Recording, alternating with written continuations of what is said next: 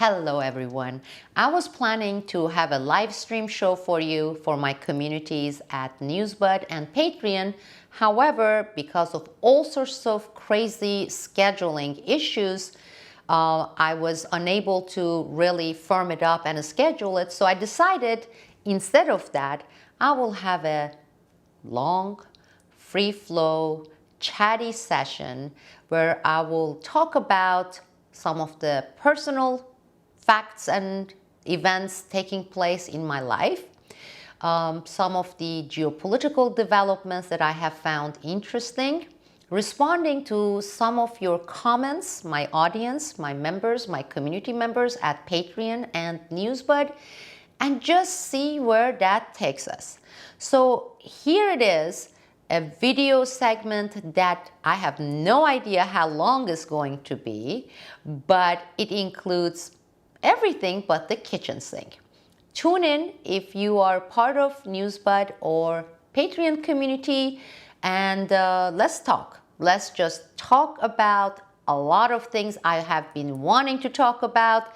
And those of you who are interested and who are not members yet, come and join us at Newsbud or at Patreon, my new community. You can throw whatever you can and join this amazing community, because you will regain that optimism that many of us have been losing. Those of you activists, you are able to see all other activists in one place, engage in this very healthy and needed discussions that we are having. So come on and join us, and let's begin. Well, I can't believe it's been over 2 months since we moved, my family and I. We moved from Turkey during the insane COVID lockdown, 24/7 curfews in Turkey, and got here in Florida. And originally we were in Oregon, Bend, Oregon, and having to find a place to rent, which has taken us a long time, but we finally found a place. We have zero furniture because before we left for Turkey, we were there as expats for almost 2 years. We rented our house in Oregon, all furnished. We left everything in the house. And the same thing, we took a lot of time, and it was difficult because it is not like what we have here in the United States. Over there, they don't have these places like, I'm just going to throw names in there, department stores, Target or Walmart or Big Lots.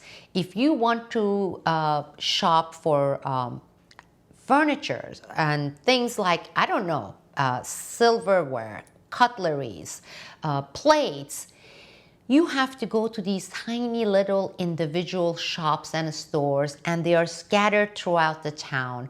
So for buckets, you have to find out where they sell buckets, what kind of buckets, the kind of buckets you need. And they tell you, oh yeah, you see, there is this supermarket. Behind the supermarket, you pass an alley, and there is a guy there with a little shop, and what he sells, all he sells is like all sorts of different kinds of buckets. Why am I telling you this? First of all, it may be interesting for those of you who have not ever lived overseas in other countries. Second, I just want to give you a little bit of an idea of how difficult it was going there and settling there. It took us several months to find the right place. We were in a vacation rental, and then having to furnish that house, get settled in it. It was, I would say, easily a process that took 4.5 months. And during all these things, I had to obtain residency for my family members because I have had my Turkish passports and residency, citizenship, but they didn't. And I had to enroll my daughter in a school there. She had to learn a language all from scratch, which she did, and she aced it. In fact, 6-7 months before we left Turkey, she had started on second language there, and that would be Russian, and she was doing very good. But unfortunately, with the events and not only COVID, but also some other personal family developments, we had to leave everything behind. the rental house, the furniture, even our computers. My aunt is right now in the process of packaging those. She's going to send it to us. Anyhow, having just completed that process and then coming here to Florida, and you may ask why Florida, I will talk about that as well. We had to start all over again, and it's much easier, I have to admit, much easier than what we went through over there in Turkey, but still, that's a lot of work, especially since we are also simultaneously going through a serious health crisis in my family. And that is right now has been the hardest part, the biggest problem that we have been dealing with. And on the positive side, housing here in Naples, Florida, there are many, many, many rich people, and it is a vacation rental destination, okay? Yes, you can find tons of vacation rentals for a short period of time because they are priced very, very, very expensively. But when it comes to finding a long-term rental and something that would fit within our budget, proved to be pretty difficult. We are not one of these uber rich people here, but we got lucky. We ended up finding a beautiful little cottage house that is just perfect, absolutely perfect. And we're about furnishing it. We are gonna get our keys to the house on August 4th. And we have to manage because some of our furniture, because of COVID, won't be delivered till end of August. In fact, we are not going to have our sofa until August 22nd or 21st. We will be using our mattresses until our beds arrive, but that's okay. You know, one of the things I have had in life, and my husband used to call it my tumbleweed life, especially during my youth, I have moved from a place to another place and then another place due to my father's job as a surgeon, as a doctor, due to circumstances totally beyond our control, such as coup in Turkey, such as the revolution in Iran.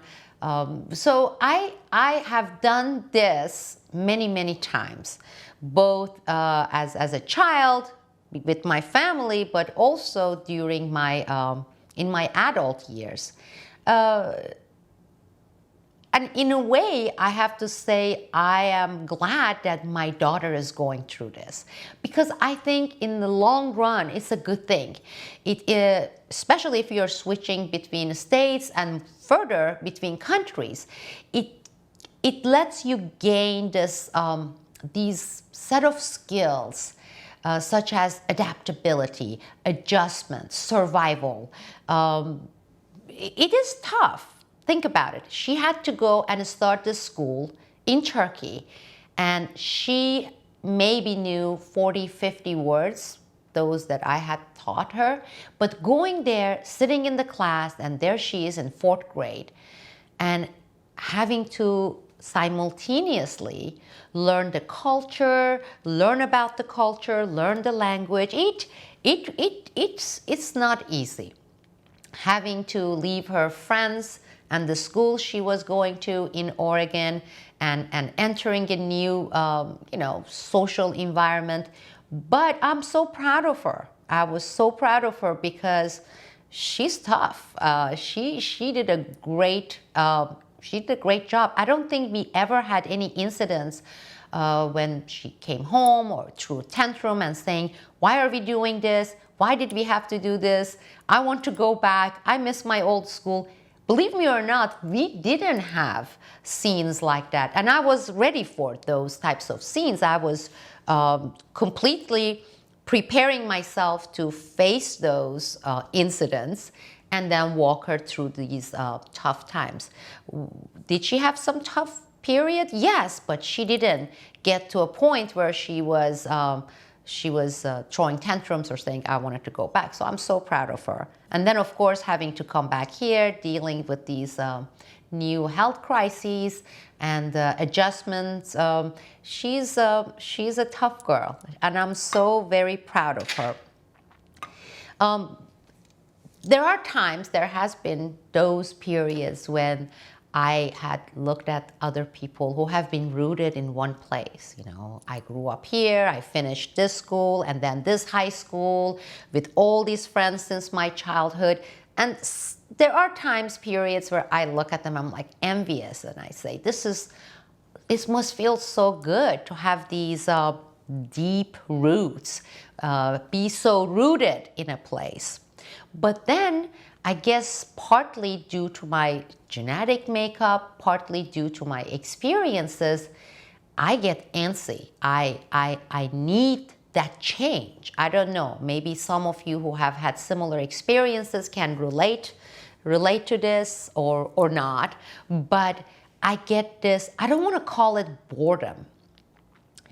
I don't want to call it, sometimes my husband says, oh, it's longing for uncomfortable and turmoil, and like you kind of need that, because when things are too settled, you kind of say, hey, where is the trauma? I mean, by trauma, I mean drama of going somewhere new, discovery, the period where you have to learn. In some ways, I have to agree with him. It is almost like this addiction, because that need to see new things, to make new discoveries, cultural discoveries, economically different environment, learning a different language, figuring out how to survive in a completely different country when you don't even speak the language. I have to say, it comes with a lot of positives. I lived in Vietnam for on and off for almost a year and a half. And no, I don't speak Vietnamese, and that proved to be very difficult because most of my time was not spent in a metropolitan place like Saigon or in Hanoi. I ended up purposefully, on purpose, choosing a very nice countryside that is, it has tourists, but it is not geared towards expats. And so that in some ways made life far more difficult. You didn't have these shops set up for expat communities. Many of the expats in Vietnam were from either Australia, that was I think #1 expat community, and I made many good friends from Australia, my Aussie friends.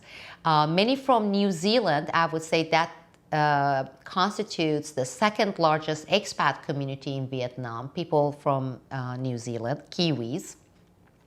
And then the United Kingdom, France, some Americans, including the veterans who later decided to go back for one reason or another, who established families there. But it is a very colorful, in a good way, it has a very colorful expat community and communities dotted near the metropolitan areas. But I was semi-outside that concentration of expat community regions, let me put it that way. And I loved it. Despite not knowing the language, despite not having any family members with me when I was there, and that was the place, that was where I became mother for the first time in my life. And going through motherhood with an infant in a totally new country, without any family members. My husband had to stay behind. He was working at a time, full time. It came with its own set of difficulties, but I learned so much and I loved it. And I wouldn't change that experience with anything else. It broadens your horizon. It broadens your perspective. It kind of, think of looking at things through this lens, through this angle, okay? And think of this box around it. When this is where you view the world from, okay? And some of this box comes from your upbringing, your family, your parents, what they have taught you, your own cultural norms within your family, that microculture of a family itself. Then it is the community, the town or the city you're from, that establishes the layer, another layer within this box, this lens that you're viewing the world through, and the schooling. So you add all these things, and that actually makes your box, your lens, where you see the world, or where you evaluate, you observe, and then interpret what you see, whether it's political, whether it's cultural, whether it's emotional, has to do with the size of that box and the frames that you are given through your life experience. Well, when you have lived in vastly different cultures, within vastly different cultures, and in different parts of the world geographically, Southeast Asia, Middle East, Europe, Australia. Yes, I lived in Australia as well. I love Australia, New Zealand, all these places, the United States. That box through which, that angle, that lens box, that through which you view the world gets actually so much wider. Because even with language alone, one of the things, I speak 4 languages fluently. I'm not here to gloat about that. Some of it is because of my background. As a kid, I lived in Turkey, I lived in Azerbaijan, I lived in Iran, and then of course English being my other. Actually, now I consider it my main language, having lived in the United States on and off for 32 years. I also studied Russian because in 1992, my husband and I, we went to Russia and we lived there for about on and off 6 months. One of the things that language does, each language, it's not only the communication, a means of communication. Okay, here's the communication method. I can communicate in this language. Each language has its own, I would say, cultural flavor, elements of norms. Even when you think of idioms, it's interesting because so many idioms within colloquialism and just idioms in general are actually global.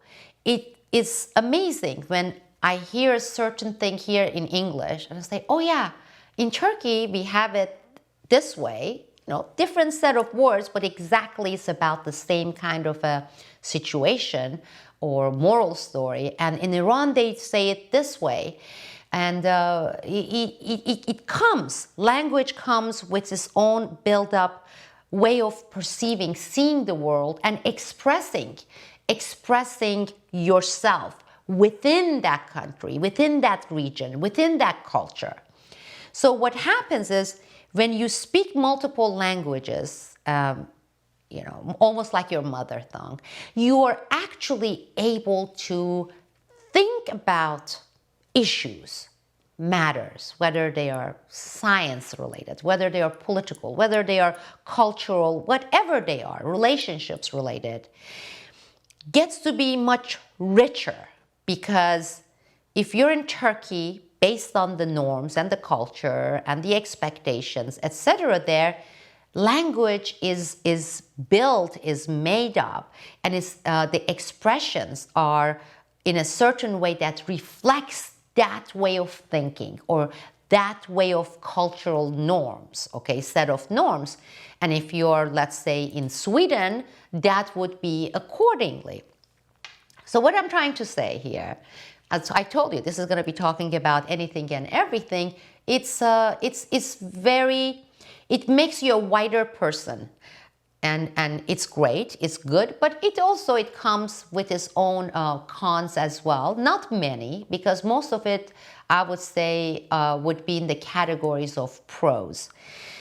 And with that, we're in Florida. I never ever thought, I never planned to live in Florida. In fact, Florida is great, especially during these COVID crises in shenanigans, it has been one of the more sane states, relatively speaking, because in our world, everything is relative.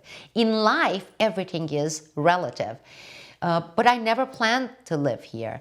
I love mountains and geographically diverse areas where you look at mountains and the hills and the forests. And here it is still, I'm trying to get used to it. Probably it will take a long time. Everything is being flat. Everything is built over the swamp, and you're looking around, you see these tall palm trees everywhere, but it's flat, flat, flat, flat, flat, and everything looks the same. When you're on the highway or a road traveling, you feel like the landscape, even after 1 and 2 and 5 hours, doesn't change. It just remains the same. That's unusual. The climate, of course, it's another difficult part that we have to adjust accordingly. It's especially right now, it is so suffocatingly hot. It is so humid, and there are so many mosquitoes, and I'm susceptible to mosquitoes. They love me, and I can spray all sorts of offs and things, and it just doesn't do anything. They still come, and I have so many scars. I don't know, some of these scars you may have seen during my because I use my hands and my arms a lot when I talk, but I am covered with scars, and I have a thing against cockroaches. There are very few things in life that I get heebie-jeebie about, and that is one of them, cockroaches. And even though they have come up with some sort of a cute names, I don't know what they call it. What do they call it? June bugs? What do they call it? Palmetto bugs. Palmetto bugs, but they're cockroaches. I mean, if it looks like a cockroach, if it moves like a cockroach, it's a cockroach in my book and in my daughter's book as well. Well, they are everywhere. They come in and spray for those things. I don't think I will ever adjust to the Florida cockroaches. But with everything said, with all this said, I am grateful. I'm grateful that we are here as a family. I'm so grateful that we finally found a house.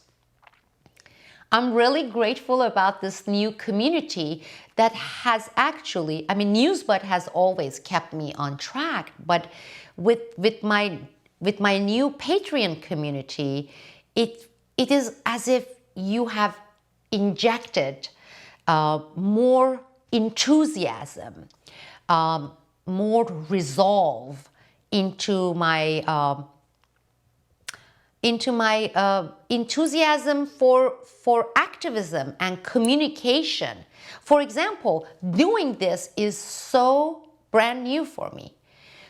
Those of you at Newsbud and those of you who have been following me for the past 10, 15, 18 years, you know that I have been very serious, passionate, but serious, always staying on point with the political activism, with my geopolitical analysis, meaning I do lots of research for days, if not weeks.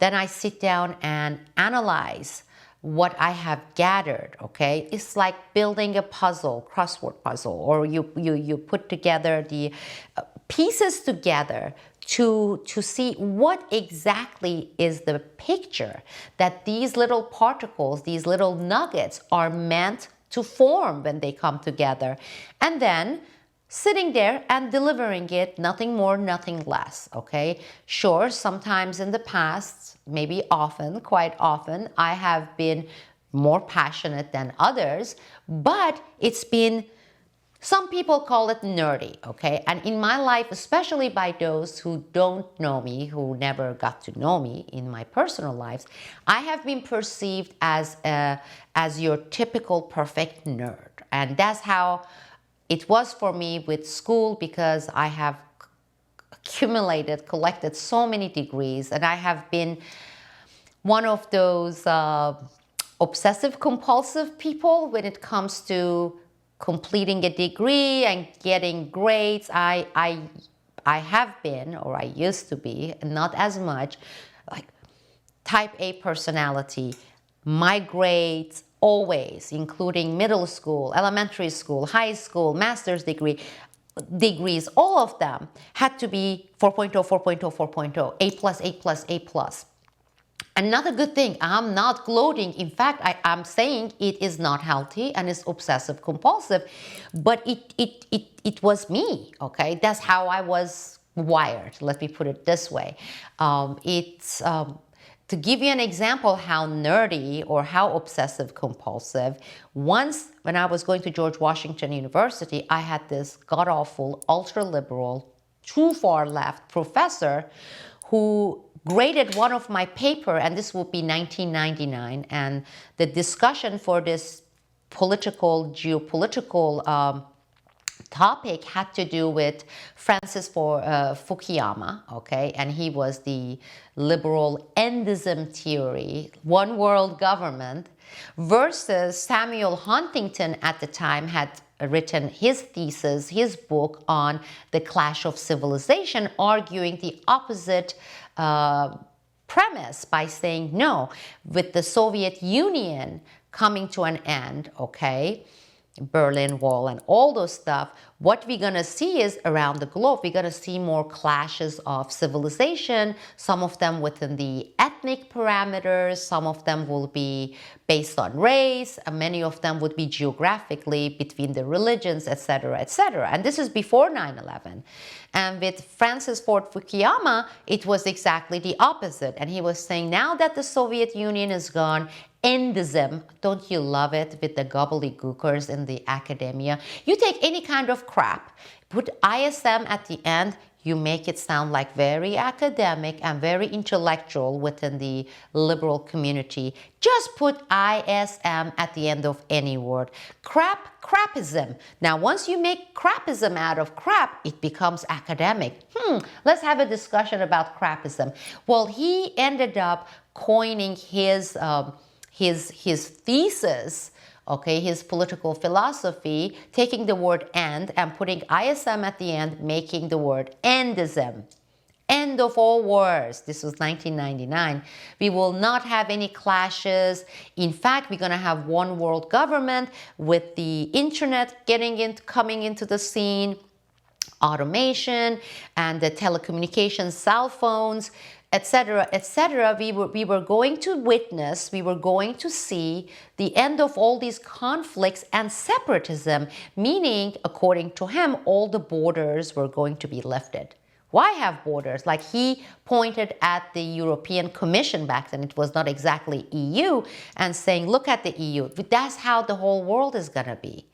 It's going to be no borders, so in Europe, all these countries are going by the same standards. You know what I'm talking about. Nationalism should be dead. Cultural differences should be all overcome and destroyed because they get in the way. We all have to be the same. Basically, another name for communism. Let's dress the same, talk the same way, we shop the same way, we view the whole world through the exact same lens.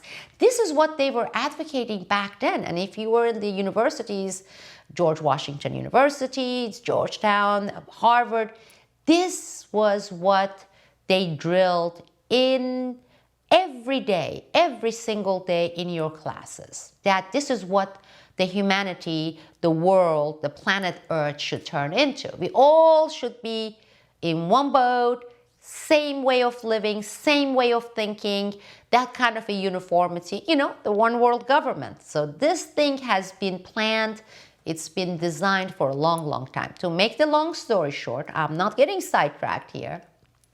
I wrote my paper arguing against Fukuyama. And that's the option the professor, that ultra-left professor gave us, is that, okay, write your essay, you have Samuel Huntington of Clash of Civilization, then you have, of course, Fukuyama, and he was like God to the liberal academia of endism, and then write your perspective. How do you agree with it or not? Even though he put agree with it with emphasis. Well, I disagreed with it. And having the background with Middle East, Europe, I actually believe I did a pretty good job expressing my argument. And I had to go to the libraries. Back then, it was not easy to get on all these resources and research through online and stuff. So actually going to the libraries, taking out these books. And oh my God, I even used and quoted from Henry Kissinger's two of his books, okay?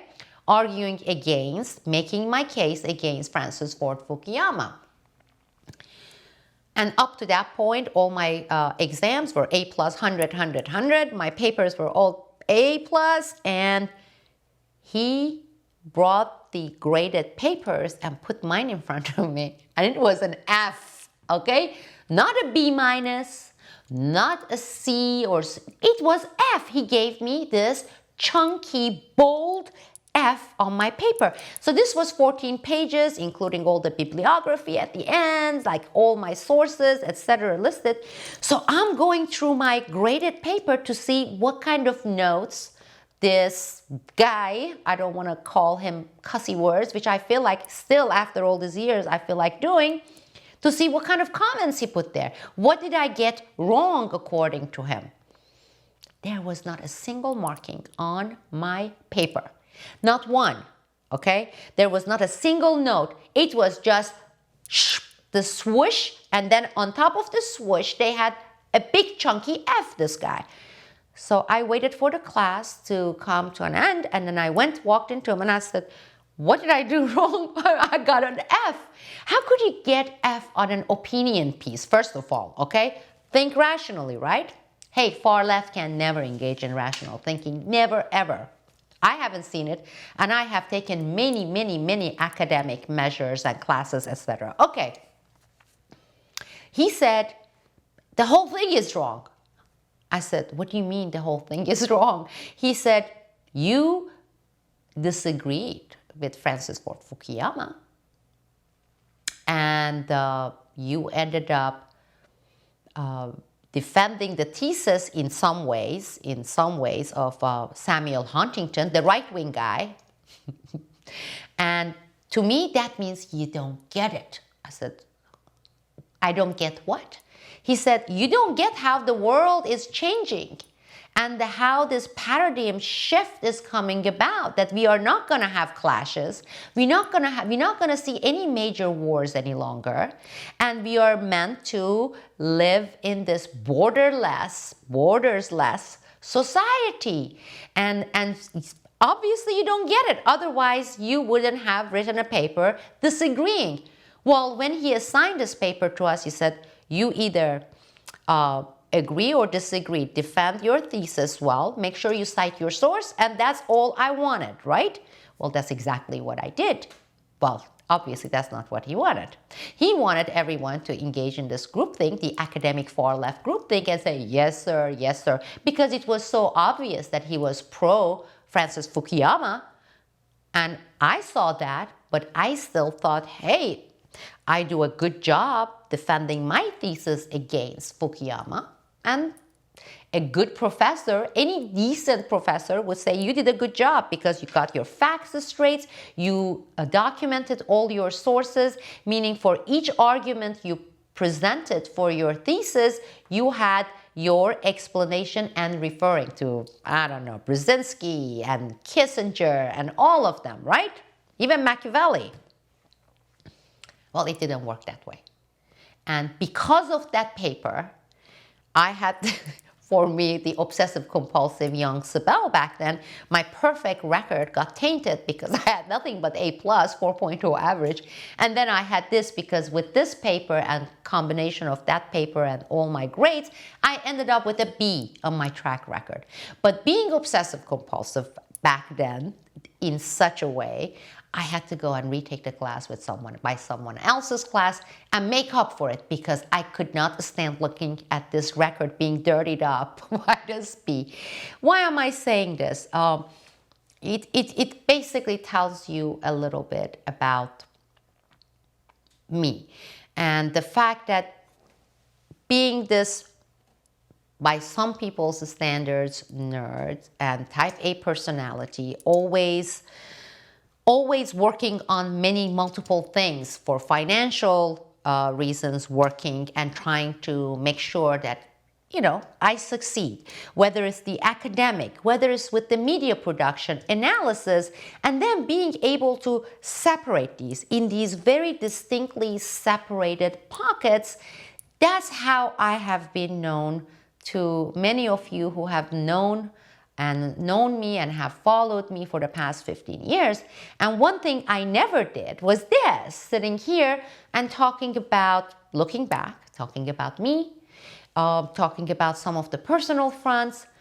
Even our previous video here, exclusive video, where I was talking about the evolution of humanity, where we are resembling more and more, many of us, the majority, the robots, the AI, artificial intelligence.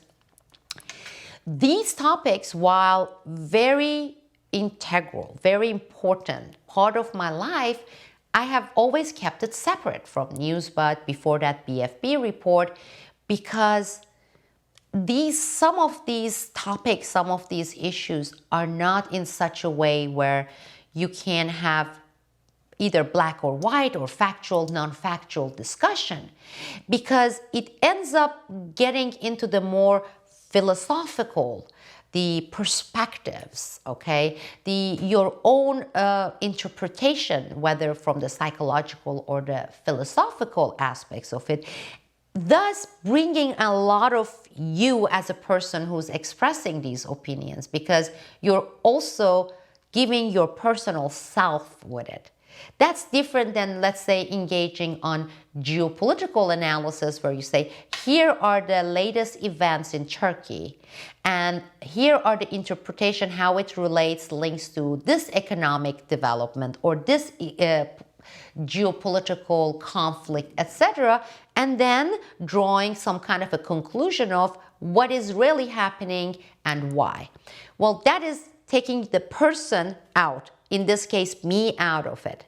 And I have been doing this all along with both my political activism and also with my work, with my books, with my analysis, with my articles, with these video productions, and always keeping that self separate, family life completely separate, my personal style of living, and even personal history, why I have lived in so many different countries, what kind of things I have done in different countries.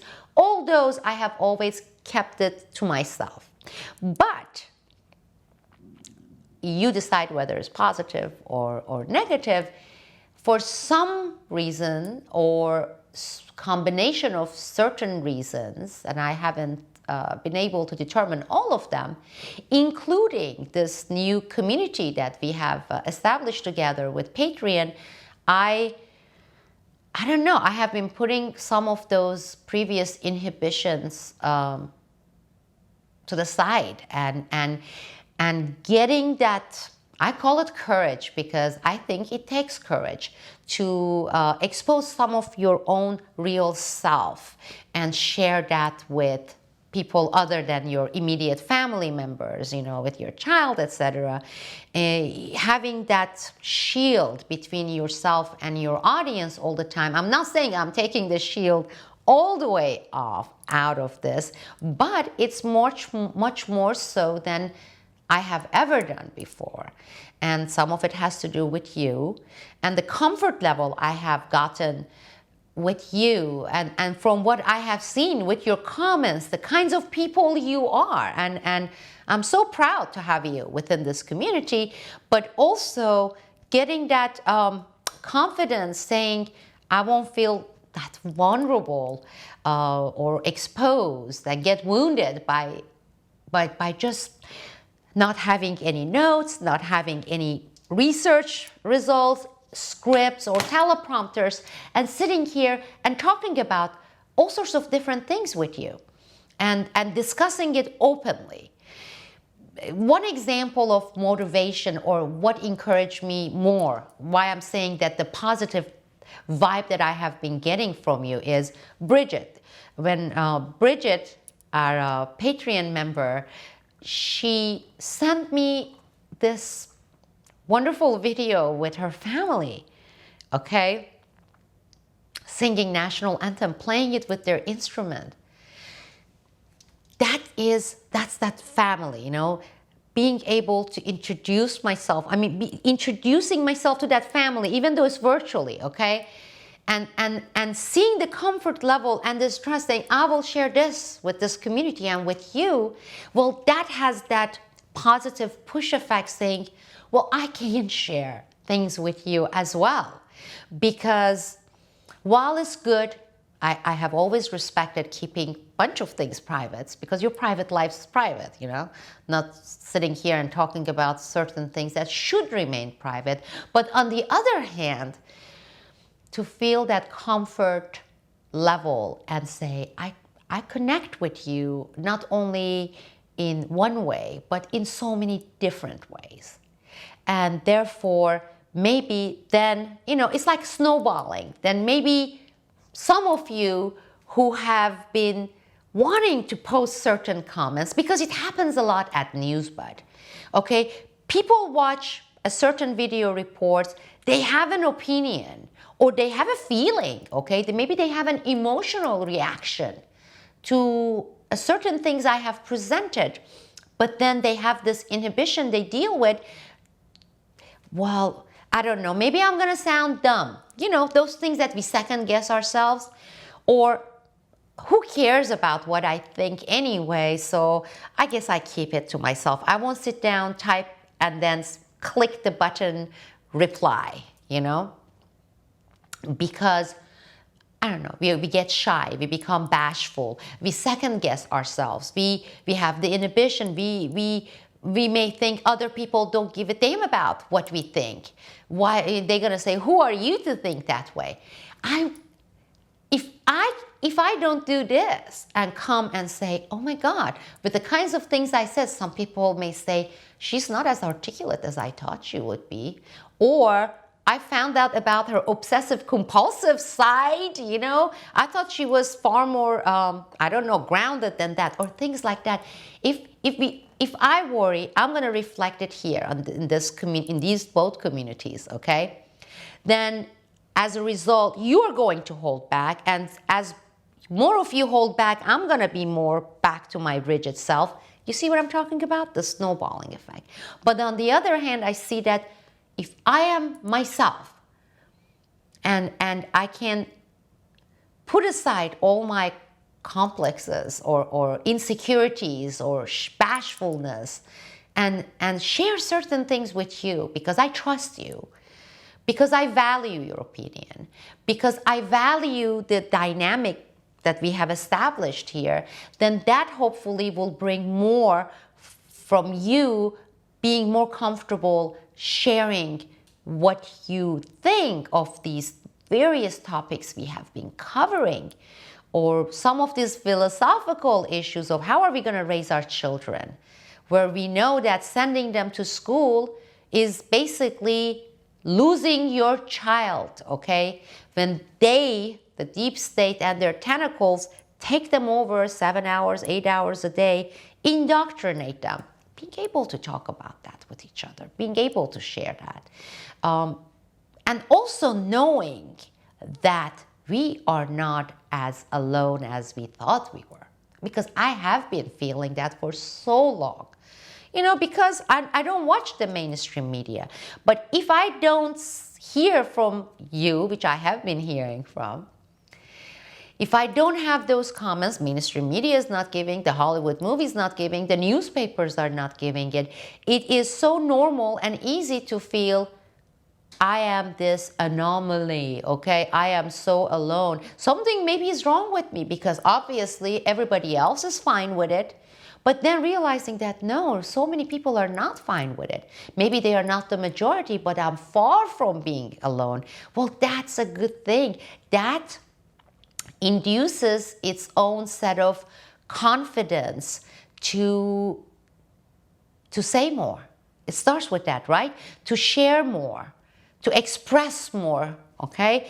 And not only that, and don't stop there, to maybe start doing more based on those beliefs and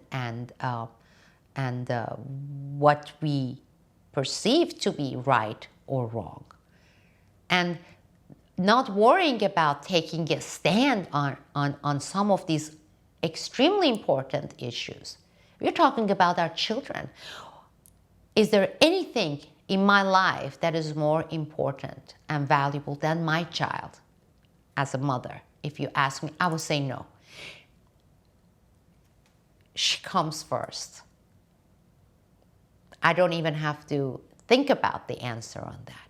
Well, a lot of these issues we have been discussing, we are talking about, we are debating here, we are exposing here, we are telling the truth about.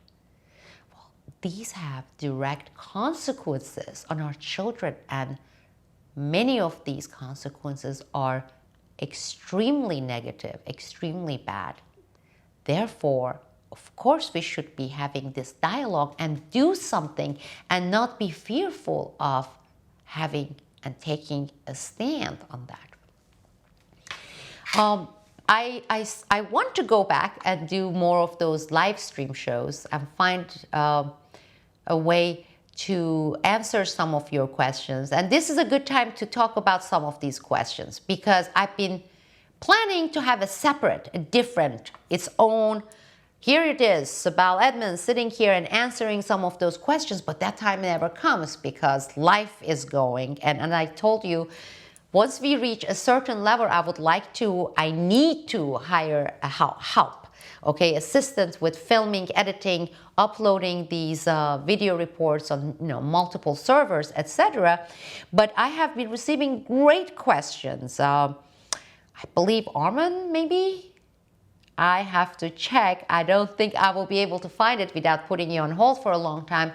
On Gladio, Operation Gladio B, a great question, and I believe he is from Iran, and I have background with Iran, asking this incredible question because I have been thinking about it for so long, this whole topic, whether the Islamic Revolution in Iran fit the Operation Gladio model. And that is, I don't have an answer to that, but I have been researching, I have been thinking, because I was there when the revolution happened. And when you look at the elements involved in this revolution, number one, to just give a little bit of background, and especially as part of my answer, why it's a valid question, and it's a very, very good one, is during the period right before the revolution, in Iran, there was also this rise of more socialism, not as much communism, to a certain degree communism, but majority of it actually based on the Western standard would be moderate socialism, not the extreme Berkeley left here, California, but you're looking at monarchy, kingdom, okay? You're looking at a society where there was very little segment that would be considered middle class. You had this 5% all the monarchy related, king families related, uber rich. They even had gold bathroom commodes. Then you had this 70% or 80% chunky of very, very poor. And this is an oil-rich country, okay, with lots of money, natural gas, oil. But because of this class system, a monarchy system, it wasn't. Therefore, Iran was this basket, this bowl where both you had the Western influencers, okay, but you also had the Soviet Union trying to take advantage of this lack of middle class, this gap between the 5% uber rich and the 80% uber poor. And that becomes the fertile ground for the Soviet influence. And they did have, to a certain degree. Why to a certain degree, not more? Because one element that kept the Soviet Union's influence and communism far from Iran, not too effective, was religion, Islam, okay? Islam was the preventive mechanism there, or utilized to counter communism there. You can't believe in God, you're in Iran and Muhammad and all this stuff, and be a communist, even though they have MEK, Mujahideen Khalq, which is really weird. They call themselves the communist Islam.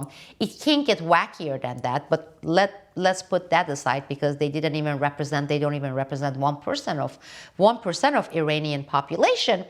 So that was one element. Who won in this revolution in Iran? Well, these mullahs, the extreme Sharia-like Islamists. When you look at those mullahs, the leaders, let's say Khomeini, okay? Khomeini in Iran, he was in exile for over a decade. But he was not in this exile, let's say somewhere in Afghanistan or Yemen or Saudi Arabia. He was in Paris. He was in France.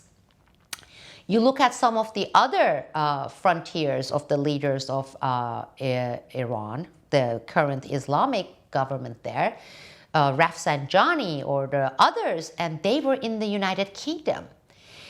And they all had these very big bank accounts, and they remained those bank accounts intact even after all the stuff, the revolution in Iran and the so-called Islamic regime.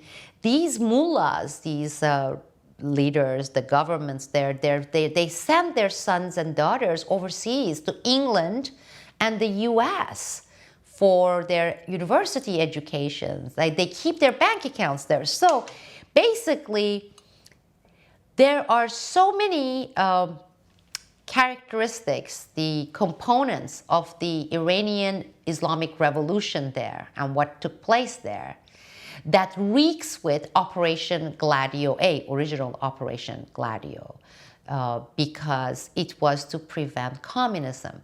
And during the Shah regime, with the inequality reaching such high levels, okay, with the class system being so extreme, they were facing higher risk of having communism becoming more rooted in the country, okay? Well, sure, the Europe, NATO, the deep state US, they didn't want that.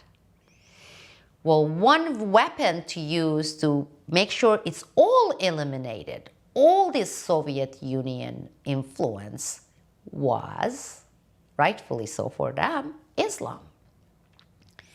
While during Shah regimes, a little bit it flourished, these communism class and the moderate socialism. When you brought the Islamic government regime there, okay, with the revolution, now we can debate it for many, many segments, how organic it was or it wasn't. They killed, they assassinated, they death penalty for all the leaders of the communist faction in Iran and the followers, okay?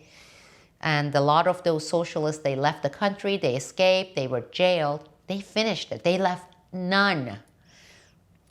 So you basically had the capitalistic ultra-extreme Muslim, because very capitalistic. Iran, I mean, even when you look at the Iranian people who came and settled in the United States, they have been doing it since the 1970s. And you look at them, you rarely see poor or lower middle class or even middle class Iranians. They tend to have a knack for business. It's very similar to the Jewish segments. They're very good with business. They're very commerce oriented. Brilliant when it comes to commerce, okay? I'm not. I'm not good with finances and commerce business, but I don't want you to think, oh, she's stereotyping, saying Iranians are such great. I'm saying they have a knack. The same thing is true. If you go and look at statistically, within the business environment, the Jewish segment's success, you see that they have the highest rate of success. Part of it is the cultural thing. It is like so built in with the ancient Persian culture. They are perfect capitalists when it comes to business-mindedness. So between that and Islam, there was not a chance that even there would be 1% segment within Iran that would constitute the communistic, the Soviet Union-leaning segment. They eliminated it. But with Shah, they were seeing that segment flourish and grow because of the system. I hope to a certain degree that this answered your question, because There is no definitive answer.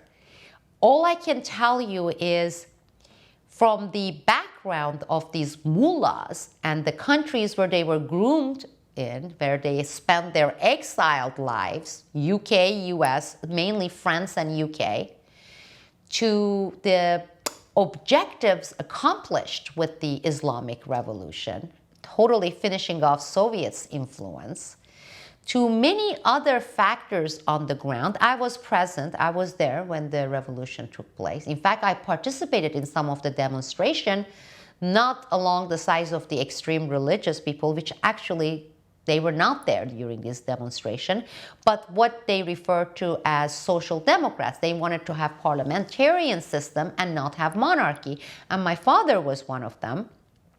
I can tell you that yes, many elements there. Can I say based on those facts and elements, factual elements, that yes, 100% it was Gladio A? No. But I can tell you that that's a brilliant question. It's very valid. And we can have this discussion. I don't know how many Iranians there are here in Florida, but if you happen to be somewhere where I happen to be, it's something that we can sit and talk about for hours, because I find that angle immensely interesting. So, okay, I took this long to answer one question. So you see that? And the other thing I want to quickly mention here is, this is very casual, so I'm sure I have done a lot of and pauses and mispronunciation of words, so I know you're going to forgive me for all that. But I have gotten, and this has nothing to do with politics or philosophy or anything, okay? But interestingly, I have been getting those messages. Not from Newsbud, but from my Patreon community. Because for some reason, with my Newsbud community, about 85–90% of my members are male, okay? 10% or less female. But with my Patreon community, I would say over 65% of our community members here are women, female. And I am loving it. Not because I'm sexist, not because I'm like separating this stuff. It makes me feel for so many different reasons better, because I always questioned myself. I was always asking myself, why, whether it's with my book sales, okay, people who, the demographics, okay, who buy my books, people who become members of Newsbud, I don't have any women, okay? And do they find me repulsive, okay? And I have heard many people having their own explanations. Oh, it's because you're into geopolitical analysis, and that is something that most women are not interested. Perhaps some of it has to do, or had to do, with what I just talked about during this episode, sharing myself with you a little bit, being, you know, outside just the factual analysis stuff, talking about me as maybe becoming more human, okay, or showing more of the human side of me, which with its all sorts of imperfections and you know, weaknesses, because hey, we are human. There is no such thing as perfection, and we all have our flaws. We are all flawed beings. And knowing that and acknowledging that and knowing what those flaws are also becomes part of the strength, okay? And there's no difference between me and any of you in terms of being flawed, in terms of having our own insecurities. Anyhow, more women. I'm so delighted. I'm so glad, especially as a mother, as someone who's going through the stuff with these family health crisis. And based on some of the communications I have had with some of you, and also two of you who have assisted me, Soraya and Laura and Bridget, I have actually been able to virtually connect with some of you. In fact, Laura, I shared with you something that I haven't shared with my family, extended family members. Let me put it that way. It felt spontaneous, and I did that during the communication we had, but you know, something that even extended family members of our extended family members don't know, because of that connection. And I do feel that connection.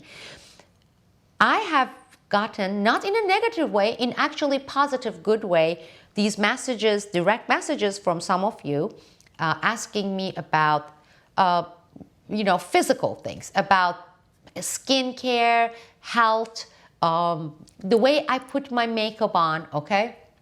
Now, in my other life, past life, I would have totally written off. I would never talk about those things, because, hey, I'm a nerd, I'm serious, I have been a businesswoman for so long.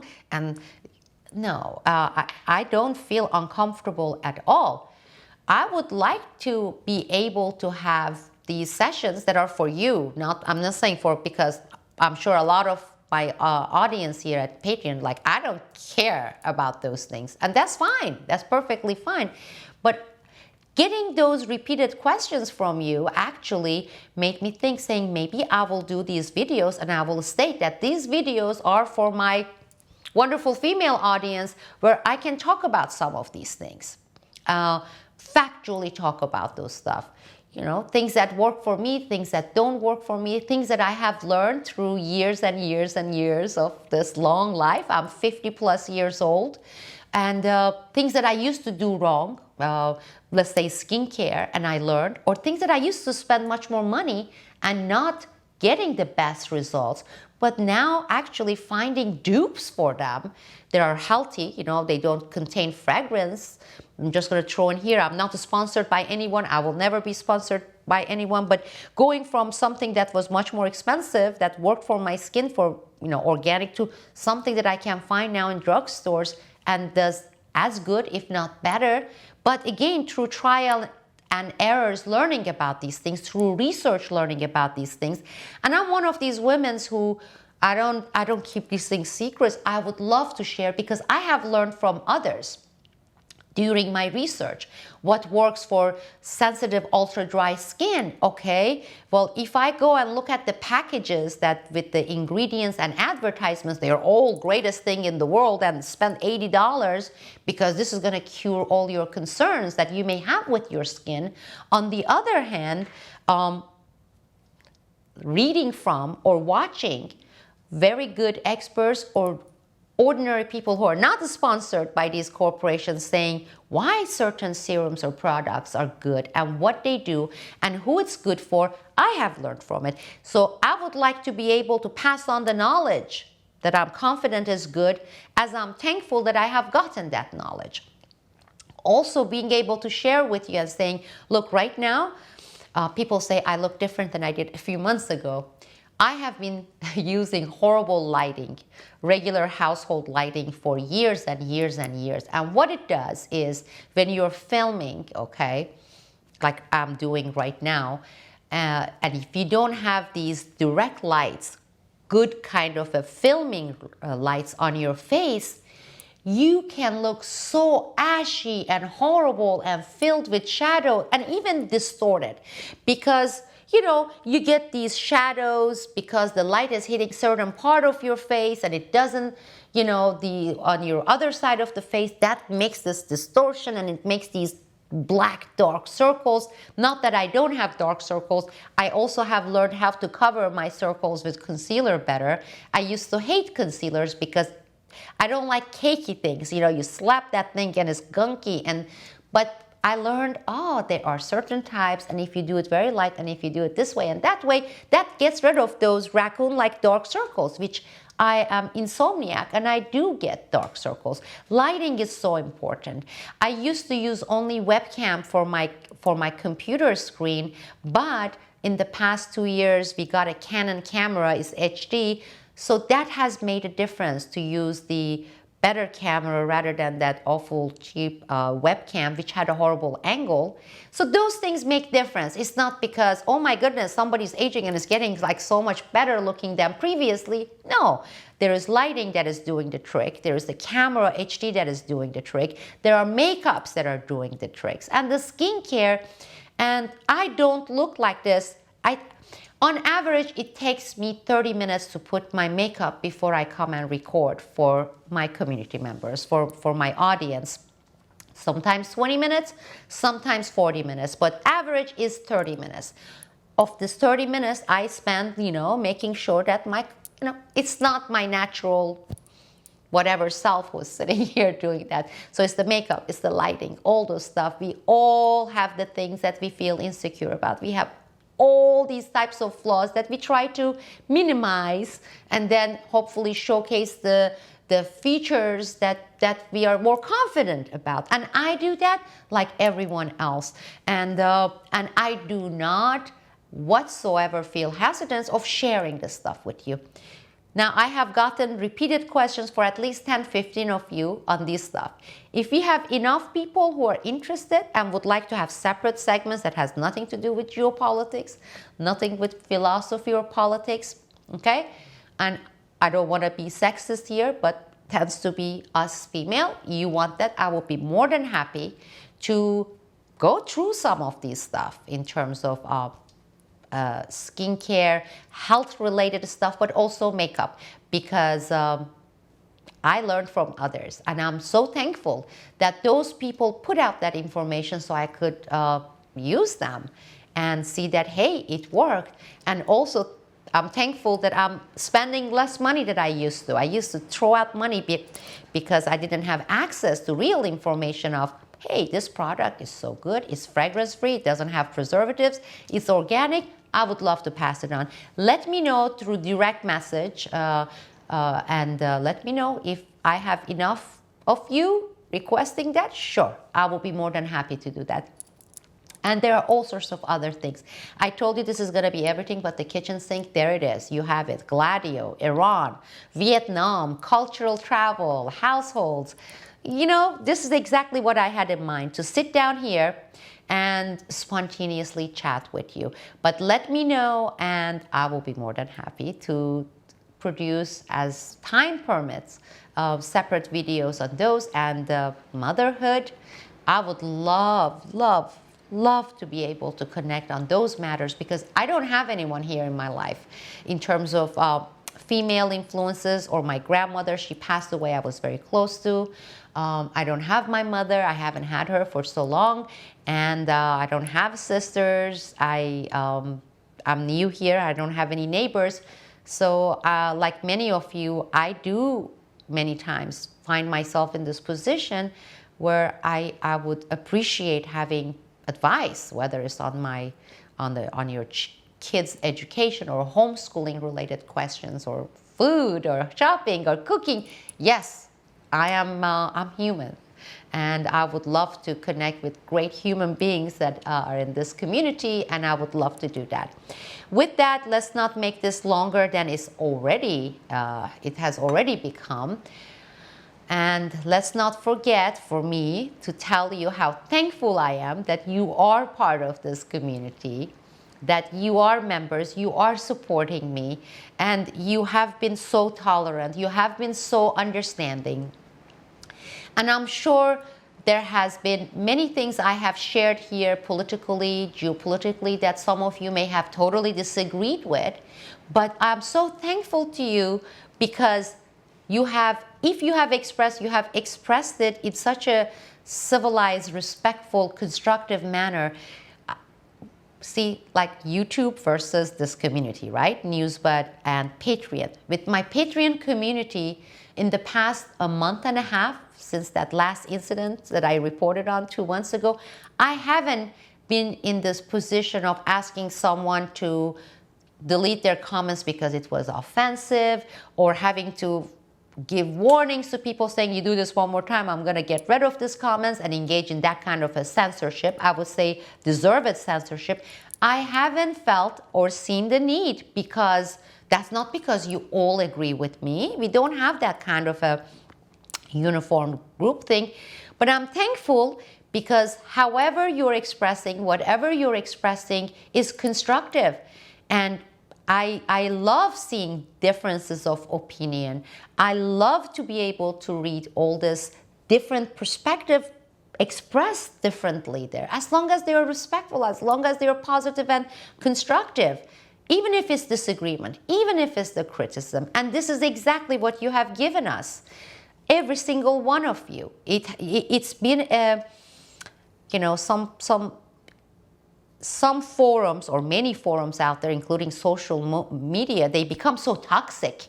It is so poisonous. It's this bashing and belittling people's opinions and saying, you sound dumb, or you're so wrong, or you repug, or we don't have this in this community, and I love this. That's toxic.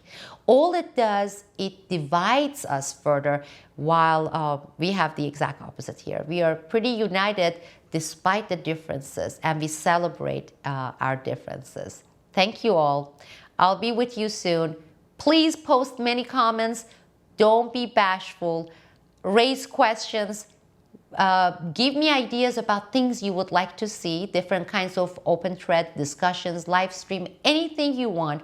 Communicate with me, okay? And voice your opinions. Thank you.